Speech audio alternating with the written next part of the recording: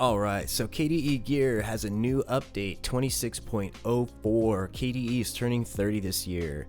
So on the KDE Gear website, we've got some updates to KDE Gear 26.04. So it looks like Dolphin, the file folder browser manager, is getting an update.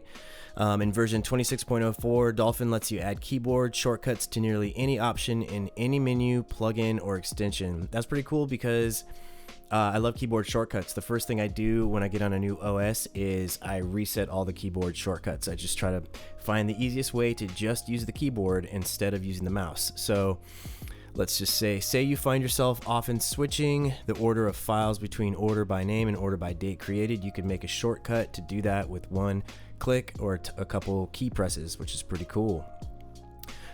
Personal information management. So the Mercuro calendar now boasts a redesigned schedule view and event editor. They now look more modern and show more relevant information in a more attractive way. I've never really used the KDE's calendar app or anything like that. Have you guys used it? Do you guys like it? Tell me what you think in the comments below. If you guys use the KDE Plasma calendar app, I typically just stick to Google, and then I have Apple calendars and I sync those, but I've never really used it. But I mean, it's got an upgrade and a facelift at least, and it looks really nice. I mean, it looks like something, looks pretty modern, looks like something I would use. I would just have to integrate all my things into it. Let's see, Kdenlive is getting an update, which is awesome. And man, if Kdenlive just was a little bit better, I would be using it. It needs GPU acceleration. We just haven't got that yet. If Kdenlive had GPU acceleration, that would be the thing I'd be using. It would be that all the way. So Kdenlive is KDE's full-featured video editor. In 26.04, you will find animated previews and compositions that show you what a transition does before you even apply it. So that's the cool thing about DaVinci, is that when you want to apply an effect to some clip on the timeline, you can like hover over the effect and it'll show you exactly what it's going to do to the clip before you put it on there. Kdenlive, before, you had to just apply it to the clip and then look at it to see what it would do. I think it's a really nice feature to be able to just look at the effect on the clip before you apply it and have to like undo and unapply it. So that's cool that Kdenlive is getting an upgrade like that. Another feature you'll find useful is that you can now mirror the monitor to an external display. This will let you see the clip in the usual interface, but also on a second screen as a larger view. That's really cool too, so you can look at your little editing window on one screen, and then on the other screen you could see what the edits are doing to just the clip monitor. I think that's a nice feature. DaVinci also has that as well, and I think that's a great upgrade for Kdenlive. I just really wish Kdenlive had GPU acceleration. Tell me, do you guys use Kdenlive for video editing? Are you guys doing any video editing out there? Do you like Kdenlive? Before I had DaVinci, Kdenlive was the way I did all of my video editing on all of my videos.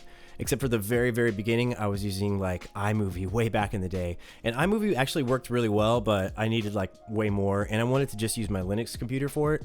So, but here I am on a Mac right now because I could not get all my audio settings correct on my daily driver with CachyOS. I was getting audio pops and clicks when recording in Audacity, and it was just super annoying. So I just wanted to get this video out here. Smaller tweaks to Kdenlive, timeline context menu that directly imports a clip to the project, adding it to the clicked position, an option to always zoom on the mouse position instead of the timeline playhead, automatic generation of audio thumbnails for sequences, dropping a transition to the timeline will automatically adjust its duration to the above-below clips. You can now change the speed of multiple clips at the same time, so just some nice housekeeping for Kdenlive. We also have AudioTube gets a new welcome page. I've never used AudioTube. Let me know in the comments, guys. Do you guys like AudioTube? What even is AudioTube? I'm not even sure. I've never used it on Linux before. So let me know. Pros and cons of AudioTube, guys. K-Clock now shows up as an overlay on a mobile lock screen when a timer is running. And NeoChat.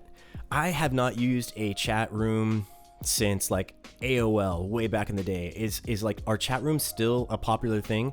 Let me know in the comments, guys. Do you guys use chat rooms? Are chat rooms still a thing? I thought that was a thing of the past. So now for some big news.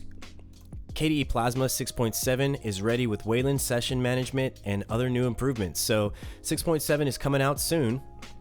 Don't know exactly when yet, but KDE Plasma 6.7 enjoyed a lot of recent feature development work thanks to a developer sprint in Graz, Austria. Also because of that developer sprint, this week in Plasma wasn't published last week, and so in turn a new issue is now available to highlight the changes over the past 2 weeks. KDE Plasma 6.7 saw a lot of exciting developments over the past 2 weeks, including per-screen virtual desktop support was merged in being a sought-after feature for more than 20 years. Yeah, so on KDE Plasma, when you switch your desktops, like both monitors switch desktops, and I remember using Mint, and you were able to just statically keep one monitor the same while your other monitor switched desktops. And I remember when I moved to KDE Plasma, you just couldn't have that feature. You had to like pin things. It was just different, and I think that's a really cool feature because now I can keep like OBS and some stuff up on one monitor and then just change workspaces on the other monitor and go through like many different things instead of like moving the entire workspaces and losing everything that was there. I just think that's a great feature update, and 20 years, that's a long time to be waiting for that. Support for setting the default calendar app via the system settings default application page. The system monitor will now show the names of different GPUs in a multi-GPU configuration rather than just a number. That's convenient. Framework 6.26 will remove the option dialog of whether to always open .desktop files. This is an interesting one as well. Kwin now supports the Wayland Session Management Protocol. At long last, with Plasma 6.7, Wayland Session Management Protocol support and an effort for apps on Wayland to remember their sizes and positions and more after restarting the system. That's great. That's a nice little housekeeping thing too. Like when you restart your system, your windows can come back up in any configuration. I'm not sure what the default is, but it wasn't defaulting to the exact way you had them before. So I think that's a nice addition. I love KDE Plasma. I think it's my favorite. It is my favorite desktop environment so far.